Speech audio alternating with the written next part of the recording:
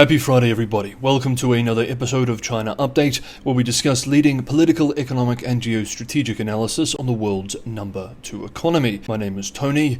Let's jump in.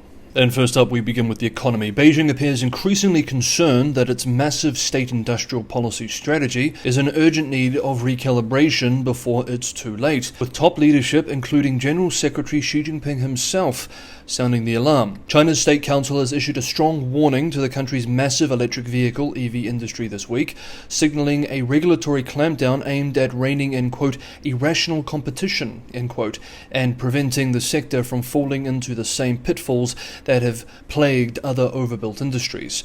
At a State Council executive meeting chaired by Premier Li Qiang on Wednesday, the leadership emphasized the need to promote the so-called high-quality development of the new energy vehicle industry. Officials pledged to implement a mix of short and long-term measures to restore order to a market that has recently seen aggressive price cuts, overcapacity, and increasingly unstable business practices. The intervention comes amid growing signs of acute structural imbalance in China's EV boom. While automaker shipment volumes rose 12.6% year-on-year in the first 5 months of 2025, retail sales value of automobiles actually declined by 1.9%. Customs data suggests export prices dropped nearly 10% during the same period, indicating the industry's growth has come at the expense of profitability. Analysts warn that this mirrors past bubbles in sectors such as solar panels. As we've discussed in previous episodes, the entire sector seems to be going through a massive and bloody consolidation, with upwards of 100 companies at risk of bankruptcy or state takeover. Analysts warn that this mirrors past bubbles in sectors such as solar panels and home appliances, which boomed after initial global successes and massive state support, but later collapsed under the weight of domestic oversupply and razor-thin margins. The urgency of the situation was underscored by General Secretary Xi Jinping's unusually pointed public remarks this week, questioning the wisdom of every province crowding into the same favored sectors, namely AI, computing power, and new energy vehicles. Xi warned that such duplicative investments risk exacerbating overcapacity, deflationary pressures, and international trade tensions. The General Secretary very rarely makes such comments, typically discussing political and international policy and leaving economic policy to the Premier, Li Qiang. This suggests that he fears collapse in the brutally crowded sectors too. Beijing's latest statement suggests a growing concern at the highest levels that the country's massive and precious industrial strategy needs serious recalibration. With local governments chasing quick returns in policy signals from the center, the EV sector may now face a period of regulatory tightening aimed at slowing its feverish expansion before it's too late. Next up for the economy, China is now actively resisting appreciation pressure on the RMB, the Chinese currency. That is according to Brad of the Council on Foreign Relations. Despite deflation and a sharply weakened real effective exchange rate, down nearly 20% over the past 3 years, Beijing appears, he argues, to be maintaining a tight de facto link to the US dollar. Now, this is a contrarian take, but Setsta argues that state-owned commercial banks are quietly managing day-to-day exchange rate operations, helping the RMB follow the dollar downward. This has amplified global trade distortions in 2025. The weak yuan has boosted China's export competitiveness while placing pressure on trading partners, particularly in the euro area. China's export boom is evident. Net exports have contributed nearly 2 percentage points to GDP growth over the past year. In a standard model, the exchange rate shift would lift China's external surplus by roughly 3 percentage points of GDP, around half a point of global GDP. European concerns are mounting. Germany is facing industrial export declines, France is struggling with auto sector challenges, and Italy remains exposed through its manufacturing base. With shared vulnerabilities, these nations may soon find common cause in pushing back against China's currency strategy on the international stage, Setzer argues. Now, one more development while we're on the economy, and this is yet another red flag pointing to just how many structural issues the Chinese economy is facing. Nearly 60% of college graduates in China last year began their careers earning less than $835 a month. That's less than $41 per working day, or $5 an hour. That is according to a new employment report from the MyCOS Research Institute, which is China-based. This $5 an hour rate also doesn't include the dozens of overtime hours that recent graduates are often expected to do. The findings underscore the ongoing challenges young job seekers face in a cooling labor market. though high-tech sectors are proving to be bright spots. The report reveals that 57.8% of 2024 graduates earned under 6,000 yuan per month in their first jobs, another 23.2% earned between 6,000 and 8,000, while just under 20% earned more than 8,000. Of these, 9.7% made over 10,000 yuan a month, approximately $1,392, slightly more than the previous graduating cohort, but still very low. Youth unemployment, especially for college graduates, continues to present policymakers with the structural challenge, and every year with millions of new graduates, the labour market continues to be more saturated, putting downward pressure on graduate wages. Next up, China's Belt and Road Initiative has reached unprecedented levels in the first half of 2025, with total investment and construction contracts hitting $124 billion, already surpassing the full-year total for 2024. This marks the highest level of Belt and Road engagement ever recorded for a 6-month period, according to a new report released by the Griffith Asia Institute, GAI, in Australia, and the Green Finance and Development Centre, GFDC, in Beijing. The China Belt and Road Initiative Investment Report 2025 highlights an extraordinary surge in activity driven by a wave of mega deals and diversified sectoral expansion. The report identifies 176 deals, including several projects valued at over $10 billion. Energy topped the list, accounting for $44 billion in deals, half of which were in oil and gas. The most prominent project was a $20 billion gas processing park in Nigeria. Simultaneously, green energy investments hit a new high, totaling $9.7 billion in wind, solar, and waste-to-energy initiatives, resulting in nearly 12 gigawatts of newly installed global capacity. Metals and mining saw $24.9 billion in Chinese engagement, breaking previous records and focusing heavily on aluminium and copper in Central Asia. The technology and manufacturing sectors also drew strong interest, with $23.2 billion invested in electric vehicle batteries, solar PV, and green hydrogen. A notable trend in 2025 has been the growing rate of private firms.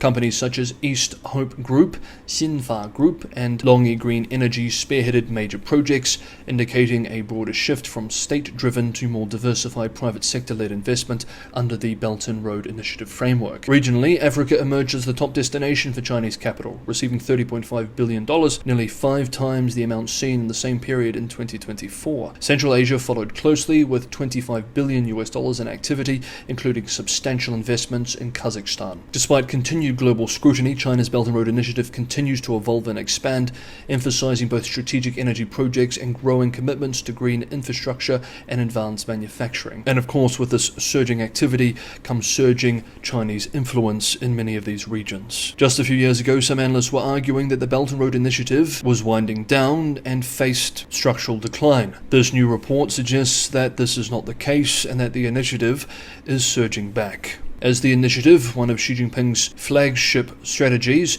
enters its second decade, 2025 is shaping up to be a pivotal year in its global development trajectory. Now, if you want to be on top of the most up-to-date analysis on all things China, the good, the bad, and the ugly, consider subscribing to China Update. Hit the bell notification icon and you will be. If you're getting some value from today's episode, as always, it's a huge help if you can hit the like button. And for those who would like to go the extra mile and help me keep China Update financially sustainable, my policy is always for the channel to be primarily subscriber supported rather than corporate support, and thus avoid that corporate bias. Patreon and Buy Me a Coffee links are in the description below. Thank you so much, everybody, for the ongoing support. Next up, we've covered some of China's serious structural issues, but despite all these challenges, there are some bright spots in China's economic picture. The recent release of Kimi K2, a powerful open-source model developed by Chinese startup Moonshot AI, marks a pivotal moment in the evolving global AI landscape, and a further challenge to the US's dominant position. Described as an agentic sparse mixture of experts MOE model, with 1 trillion total parameters and 32 billion active parameters, Kimi K2 is already outperforming many of its Western counterparts on major coding and reasoning benchmarks. Crucially, it is also released under a permissive open-source license, making it both powerful and accessible. Kimi K2 is not an isolated breakthrough either. It follows a string of strong open releases from Chinese firms like High Flyers DeepSeek and Alibaba-backed QWin. The trend suggests that China has not only caught up with the global frontier in fundamental AI models, it may be pulling ahead in the open-source domain. In contrast, leading US firms are retreating from openness. Meta, long a champion of open AI AI development, is reportedly considering abandoning its own open-source behemoth model in favor of a closed approach. The implications are significant. As Chinese firms continue to roll out high-performing, permissively licensed models, the West's access to cutting-edge, affordable AI may increasingly rely on Chinese code bases. US firms like OpenAI and Anthropic continue to guard their models behind APIs and strict licenses, raising questions about innovation speed and strategic control of emerging AI infrastructure. At the same time, recent US policy moves have opened the door for Chinese firms to accelerate further. The Trump administration's reversal of a ban on NVIDIA's H20 chip sales to China will give open model developers like Moonshot AI access to best-in-class inference hardware. We covered this move earlier this week. That's a huge boost, and while it's a win-win for NVIDIA CEO Jensen Huang, who benefits regardless of whose model wins, so long as they run on NVIDIA chips, it is not a win for US strategic interests in dominating the open-source AI sector. And finally for today, China is pressuring global investors to include its state-owned shipping giant Costco in a $23 billion deal involving strategic seaport assets around the world, including key facilities at the Panama Canal, according to a report published today by US-based The Wall Street Journal. The move has sparked a geopolitical alarm in Washington and renewed scrutiny of Beijing's expanding maritime influence in Washington's backyard. The ports, currently owned by Hong Kong-based CK Hutchison, are being sold to a consortium led by BlackRock and Mediterranean Shipping Co., MSC. The preliminary agreement reached in March includes more than 40 ports globally, most notably 2 at the Panama Canal, a vital choke point for global trade and US naval movement. Beijing, angered by Hutchison's initial plan to sell to Western investors without Chinese participation, has reportedly ordered state-owned firms to halt any new dealings with Hutchison's parent conglomerate, controlled by billionaire Li Ka-shing's family. To avoid Beijing's intervention, BlackRock, MSC, and Hutchison are now reportedly open to giving Costco a stake in the deal. This development has triggered a strong reaction in Washington. The chairman of the House Select Committee on the Chinese Communist Party sent a letter this week to Panama's Minister of Maritime Affairs, commending efforts to resist, quote, malign Chinese influence, end quote. He warned that allowing Costco, an entity with close ties to the CCP, indeed it is controlled by the party, access to port operations near the Panama Canal would present an, quote, unacceptable risk, end quote, to US and Panamanian national security. While Panama's new president, Jose Raul Mulino, has signaled alignment with Washington and taken steps to reduce Chinese leverage in the Canal zone, the potential inclusion of Costco in this deal may test the limits of that cooperation. This episode underscores the broader geopolitical stakes surrounding global port infrastructure and China's strategic effort to maintain a foothold in critical maritime arteries. With Costco now poised to join the BlackRock MSC consortium, the final shape of the deal could have far-reaching implications for global trade dynamics and US-China competition. Okay, that is today's episode of China Update. Thank you so much everyone for watching this week. Have a good Friday, have a restful weekend. There may be an extra episode over the weekend. There are still a few developments we need to cover, so I'll either see you this weekend or for a new week of developments on Monday.